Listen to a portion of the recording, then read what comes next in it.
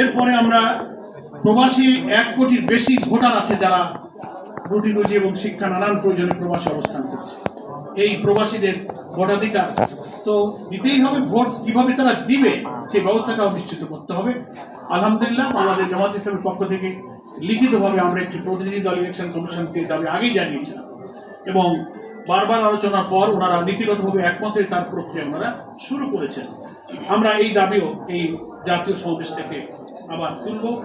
দুর্নীতিমুক্তভাবে বাংলাদেশকে বিনির্মাণের ব্যাপারে আমাদের দাবি এই সমাবেশ থেকে উত্থিত হবে। জাতীয় নির্বাচনের পূর্বে স্থানীয় নির্বাচনের যে যুক্তি, যে গ্রহণযোগ্যতা, এটা আমরা এই মহাসমাবেশে ইনশাআল্লাহ তুলে ধরব।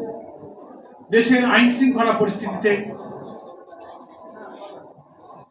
বিরাজমান এখন যে অবস্থা আমরা দেখতে পাচ্ছি,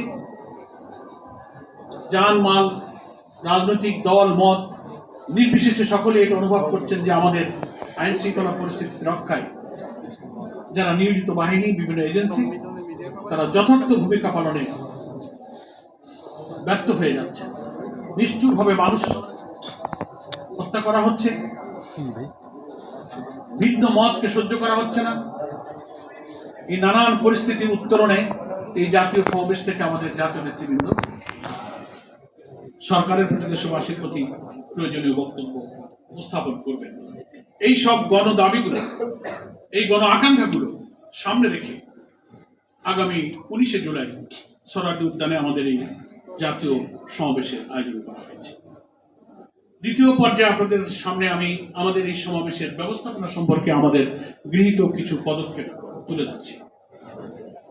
আমাদের এই জাতীয় সমাবেশ সফল করার জন্য একটা বাস্তবায়ন কমিটি গঠন করা হয়েছে। এটাকে সফল করার জন্য 8টি উপকমিটি গঠন করা হয়েছে।